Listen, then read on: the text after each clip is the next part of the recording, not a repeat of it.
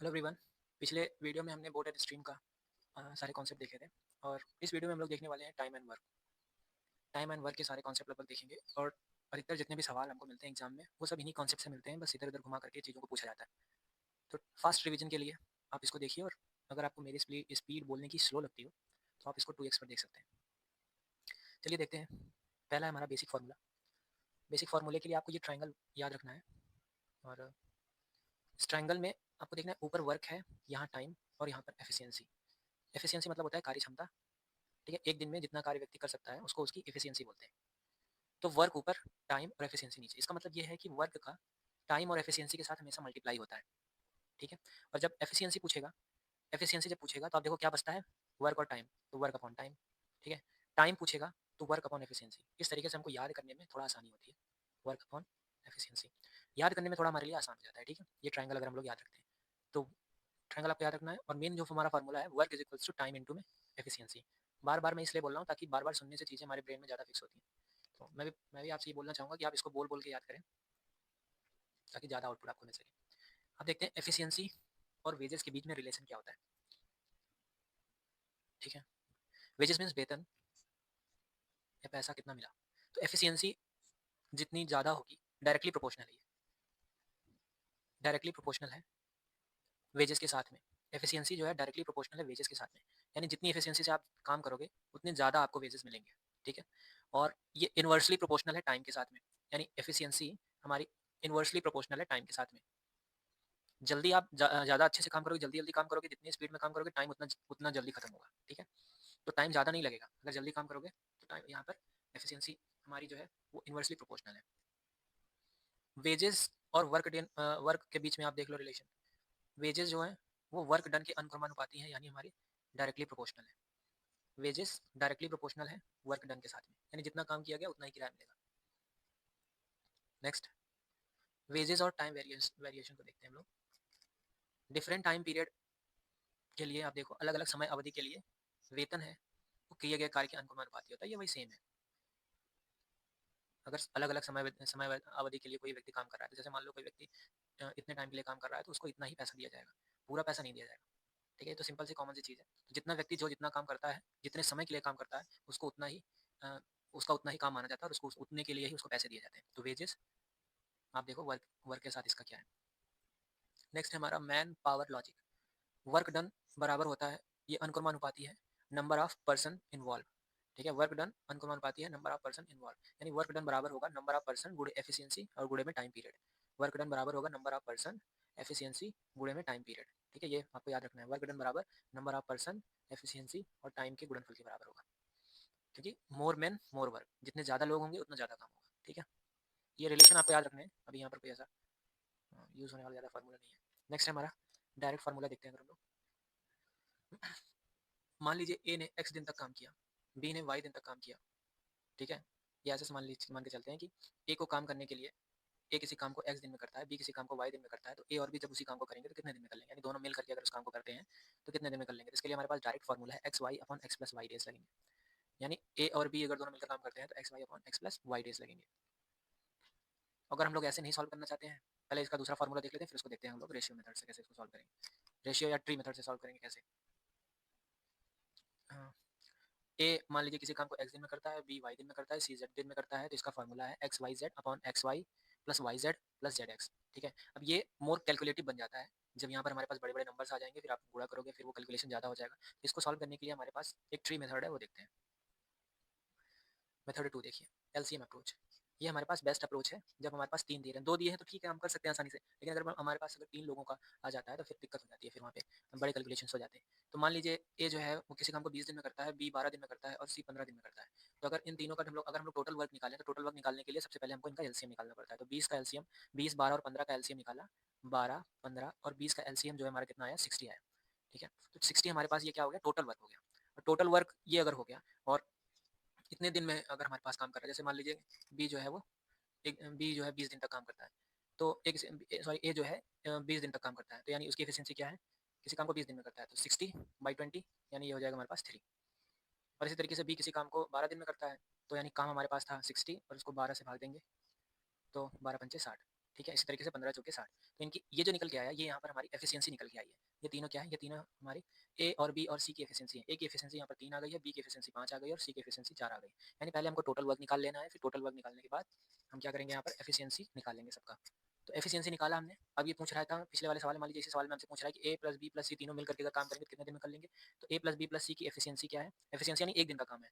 अगर ए जो है एक दिन में 3 काम करता है, बी एक दिन में 5 काम करता है और सी एक दिन में 4 काम करता है। तो एक दिन में टोटल कितने काम होंगे? एक दिन में 12 काम होंगे। ठीक है, हमारे पास कुल काम है 60, एक दिन में 12 काम हो रहे हैं। ठीक है, तो ये हो जाएगा 12 पंचे 60, 60 डिवाइडेड बाई 12, 5 डेज लगेंगे हमारे पास। तो ये अप्रोच हम लोग फॉलो कर सकते हैं जब हमारे पास 3 दिए गए हैं। नेक्स्ट है A can finish m by n part of work in n days. अब मान लीजिए क्वेश्चन हमारे पास इस तरीके से आता है कि ए किसी काम का m बटा n पार्ट d दिन में करता है। तो क्या रिलेशन होता है हमारे पास? Total time taken to complete work, पूरा पूरा काम करने में कितना दिन लगेगा। ठीक है, ये क्वेश्चन हमारे पास पूछा जाता है। तो कितना दिन लगेगा? n इंटू में m, n इंटू में d बटे में m। ठीक है, ये हमारे पास रिलेशन निकल के आता है। तो इतना टाइम लगेगा, इतना डेज में काम हो जाएगा। ठीक है, पलट देंगे इसी को। m बटा n था, जैसे अगर हमारे पास आया 5/6, तो ये हो जाएगा 6/5। अगर मान लो कि 3 दिन में करता है तो हम यहाँ पे 3 कर देंगे, तो 6 18/5 इतने डेज में करेगा। ठीक है, चलिए फिर हम लोग देखते हैं, अगर किसी काम को a प्लस बी एक्स दिन में करते हैं, b प्लस सी वाई दिन में करते हैं और c प्लस ए जेड दिन में करते हैं, तो क्या है फॉर्मूला? अगर हम लोग देखें तो a प्लस बी प्लस सी तीनों मिलकर साथ में काम करेंगे, तो इसमें सेम वही फॉर्मूला है ए प्लस ए बी सी वाले में, बस इसमें से 2 एक्स्ट्रा जुड़ गया है। तो 2xyz upon xy plus yz plus zx। अब 2 क्यों जुड़ा है ये आपको नीचे वाले में समझ में आएगा। अब देखिए एलसीएम मेथड से करते हैं। तो a प्लस बी 20 दिन में, बी प्लस सी 12 और सी प्लस ए 15। तो जब हम लोग इनका एलसीएम निकालते हैं तो 60 आ गया, 20 12 15। ठीक है, ए प्लस बी की एफिशिएंसी 3 है, यानी ए प्लस बी मिलकर एक दिन में 3 काम करते हैं, बी प्लस सी मिलकर एक दिन में 5 काम करते हैं और सी प्लस ए मिलकर एक दिन में 4 काम करते हैं। तो अगर हम सबकी एफिशिएंसी निकालना है तो हमको क्या करना पड़ेगा? तो इसको हमको सबको जोड़ना पड़ेगा। आप देखो यहाँ पर एक 2 बार ए है, 2 बार बी है और 2 बार सी है। जब आप जोड़ोगे तो सब में से 2 ए 2 बी 2 ए 2 बी 2 सी निकल के आएगा और ये हो जाएगा 5 3 8 4 12। ठीक है, तो सब में 2 काम है, 2 बाहर ले लेंगे, ए प्लस बी प्लस सी 12 से डिवाइड यहाँ पे 2 12 से डिवाइड हो जाएगा तो 6 आएगा। यहाँ देखिए ये ए प्लस बी प्लस सी के एक दिन का काम जो है वो 6 आ गया। तो time is equals to work upon efficiency formula है। तो वर्क कितना है 60 और एफिशिएंसी क्या है? एक दिन का एफिशिएंसी क्या है 6 है, तो 6 डिवाइडेड बाई 6 आया हमारा आंसर 10। ठीक है, इस तरीके से निकालें। अब फाइंडिंग वन पर्सन फॉर्मूला। अब देखो ए अकेले किसी काम को x दिन में करता है, ए प्लस बी मिलकर अगर करते हैं उस काम को y दिन में कर लेते हैं, तो b अकेला कितने दिन में करेगा? इसके लिए x y upon x minus y हो जाएगा। ठीक है, अगर आपको फाइंड करना हो b अकेला कितने दिन में करेगा तो x y upon x minus y हो जाएगा। इस तरीके से भी देख लेते हैं एलसीएम मेथड से। मान लीजिए ए 20 दिन में करता है, ए प्लस बी 15 दिन में करते हैं। ठीक है, तो ए की एफिशिएंसी क्या आई? 3 आया और ए प्लस बी की एफिशिएंसी क्या आया? 4 आया। ठीक है, अब ए प्लस बी की एफिशिएंसी, अगर हमको बी की एफिशिएंसी निकालनी है तो ए प्लस बी में से ए हम घटा देंगे, यानी 4 में से 3 घटा देंगे तो एक बचा। एक किसकी है? बी की एफिशिएंसी है। अब बी जो है वो एक दिन में एक काम करता है, तो 60 काम है टोटल, 60 काम करने में इसको कितना दिन लगेगा? 60 दिन लगेगा। इस तरीके से सॉल्व कर सकते हैं। अब देखते हैं भोजन वाली problem. Food available for x days a man के लिए। ठीक है, मान लीजिए कि कुछ दिनों के लिए और कुछ लोगों के लिए भोजन अवेलेबल है। कुछ दिन बाद कुछ कुछ लोग और आ जाते हैं, कुछ दिन बाद कुछ लोग और आ जाते हैं। तो उस स्थिति में कुल पुरुषों में भोजन कितने दिन चलेगा? यानी जितने लोग बाद में आए हैं सबको मिला करके अगर वो लोग भोजन सब लोग खाएंगे तो कितने दिन चलेगा? इसके लिए हमारा फॉर्मूला है ए गुणे में ब्रैकेट में एक्स माइनस वाई और अपॉन में ए प्लस बी डेज। तो इतने दिन चलेगा हमारा भोजन। फॉर्मूला है हमारा ए x minus Y upon A plus B, इतने डेज लगेंगे। अब डायरेक्टली फॉर्मूला याद रखना।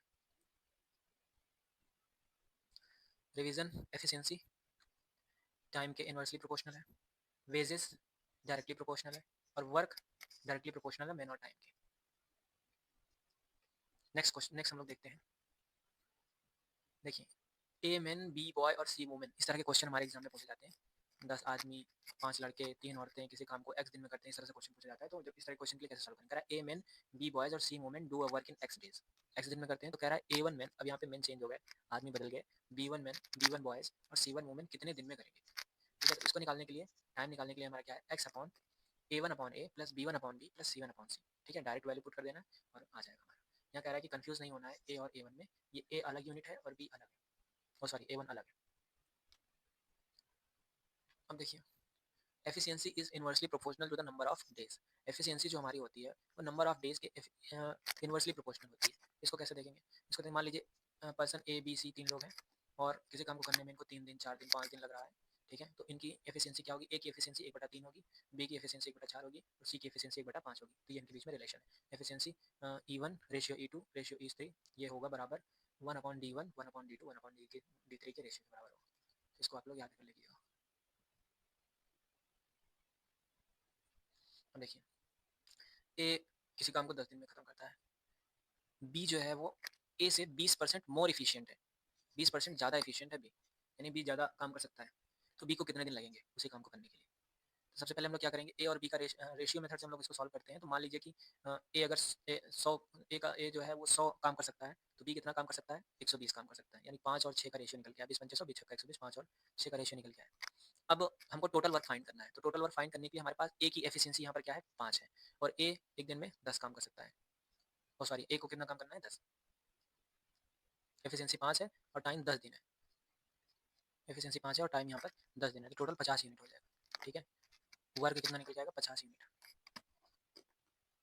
और जब हमारे पास टोटल वर्क निकल के आ जाएगा तो फिर हम लोग क्या करेंगे, टोटल वर्क से ही बी का टाइम निकाल लेंगे। बी की एफिशिएंसी यहाँ पर 6 है, जैसे 50 यूनिट है तो बी की एफिशिएंसी 6 है, तो बी को कितना टाइम लगेगा, 25/3 डेज लगेंगे, 50/6 कर देंगे।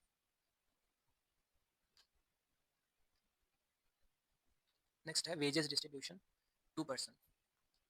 ए एम डेज में काम करता है, एम डेज तक काम करता है, बी जो है वो किसी काम को एन दिन में करता है, ए एम दिन में करता है, बी एन दिन में करता है, तो टोटल वेजेस कितने मिलेंगे, टोटल वेजेस है हमारे पास आर, ठीक है। मान लीजिए हमको टोटल वेजेस हैं आर, तो ए को कितना मिलेगा और बी को कितना मिलेगा, तो ए का पार्ट होगा, ए के पार्ट में N upon M plus N, ध्यान देना यहाँ पर ए का एम था लेकिन यहाँ पर क्या है, एन है, तो A upon M plus N, N upon M plus N into R, ये ए का पार्ट है। बी का पार्ट क्या होगा, M upon M plus N into में आर, ये हमारा बी का पार्ट है, ठीक है। पार्ट ऑफ बी निकालने के लिए ये कर लेंगे। नेक्स्ट है, what will be the ratio of the wages, A M दिनों तक काम करता है, ए एम दिन में काम खत्म करता है, बी एन दिन में काम खत्म करता है, सी पी दिन में काम खत्म करता है, तो इनके जो वेजेस के रेशियो होंगे वो N upon 1/m ratio 1/n ratio 1/p होंगे, क्योंकि वेजेस अनुपाती होता है वर्क डन के, और टाइम के इन्वर्सली होता है, समय के इन्वर्सली। अब ये देखिए, अब ए जो है वो एक्स दिन ज़्यादा लेता है किसकी अपेक्षा में, ए प्लस बी की अपेक्षा में। जब ए प्लस बी दोनों मिलकर काम करते हैं तो जितने दिन में कर लेते हैं उससे ज़्यादा टाइम लेता है ए अकेला जब करता है, तो कितना ज़्यादा लेता है, एक्स दिन ज़्यादा लेता है, मतलब इतना तो लेता ही है, इससे एक्स दिन और ज़्यादा लेता है। और बी क्या करता है, बी वाई दिन ज़्यादा लेता है, दोनों मिलकर के जितने दिन काम कर रहे हैं उससे वाई दिन और ज़्यादा लेता है बी। तो इस तरह से हम देखेंगे कि ए और बी जब दोनों मिल करके काम कर रहे होंगे तो फिर कितने दिन लेंगे, तो ये निकालने के लिए अंडर रूट में एक्स अपॉन वाई डेज में ये कर रहे होंगे। अच्छा ये देखते हैं, man days time upon work बराबर m2d2 upon work, M for man या वर्कर है, D for days, D for time या आवर, और डब्ल्यू फॉर वर्क। तो इनका ये रिलेशन है और इन पे बहुत सारे क्वेश्चन पूछे जाते हैं। और ये हमारी आखिरी आखिरी स्लाइड थी, इसमें मुझसे बोलने में थोड़ी सी मिस्टेक हुई है कई बार, तो मैं चाहूँगा कि आप लोग उसको इग्नोर करिए और कंटेंट पे ध्यान दीजिए। मिस्टेक हो जाती है, अभी शुरुआत में नए नए वीडियो बना रहे हैं, पिछले वीडियो पे आप सबके अच्छे कमेंट आ गए थे, एक कमेंट आया है, कम बहुत सारे तो नहीं आए, तो बस एक ही आया, और लाइक मुझे 10 मिल गए थे। तो मैं चाहूँगा कि आप लोग इस पर अपना रिएक्शन दीजिए, जो भी आपको जैसा भी लगा, अच्छा लगा, बेकार लगा, जो इंप्रूवमेंट मैं इसमें कर सकता हूँ। अभी बोलने की इतनी ज़्यादा आदत नहीं है तो इसमें थोड़ी सी मैं मिस्टेक कर देता हूँ बोलने में, तो उसके लिए जो भी गलतियाँ हुई हैं नेक्स्ट बार उसको सुधार लेंगे। मिलते हैं नेक्स्ट वीडियो में।